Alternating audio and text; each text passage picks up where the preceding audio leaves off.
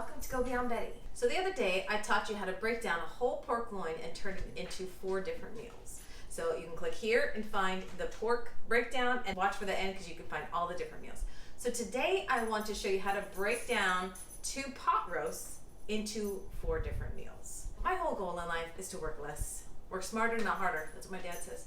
So the 4 meals that I'm planning to make: 1 regular pot roast, 2 pot roast tacos, my personal favorite, and then I'm gonna make 2 soups.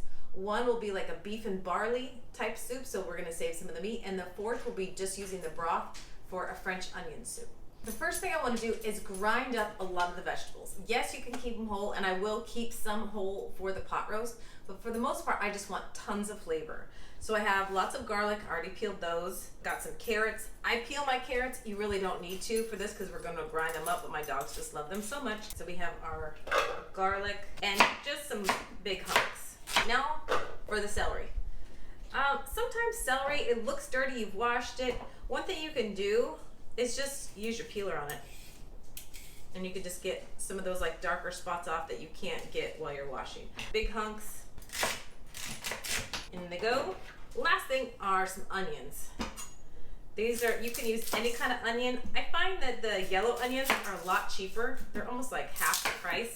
Pack these up, not a lot. All right, so now we're just gonna blend this up until they're fine little tiny pieces. I'll be right back. If your food processor is like mine, it started to get a little gummed up because it was so dry. I just put a little bit of water in there, which is great. I'm also, again, using way more than I need for pot roast, but I really, again, we're spreading this out for 4 meals. So I want the most amount of broth possible, and I want it flavored as much as possible. So put this stuff to the side, and now let's talk about our meat. So what you want to do is cut this up into pretty big hunks, maybe 3-inch type hunks.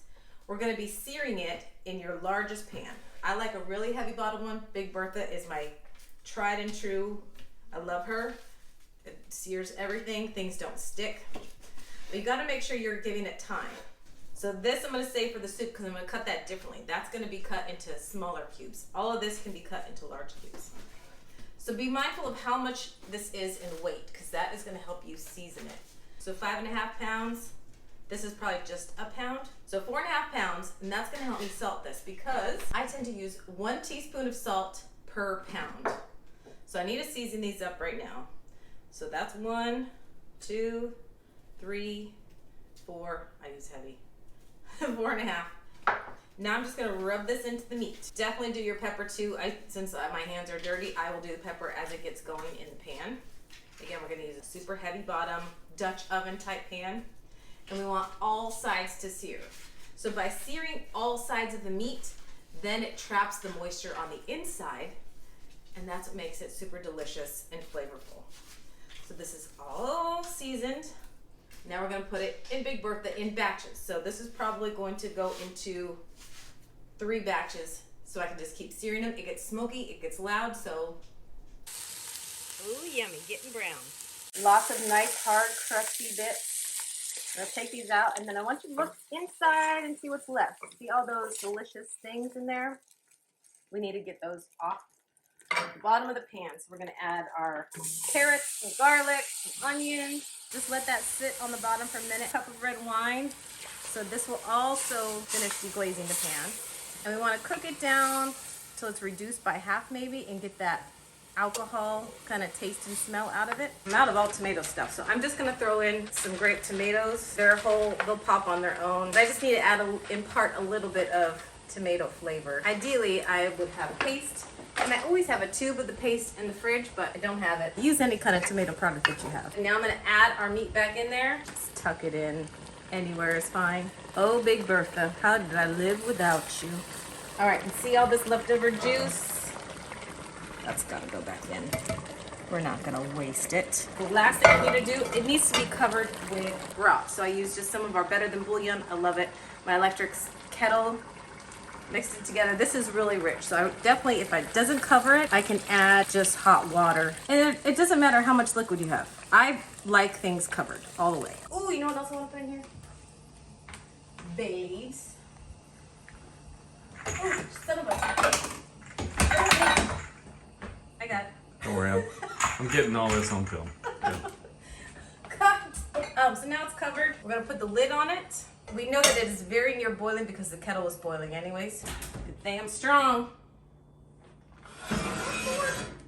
Yes. Oh, God.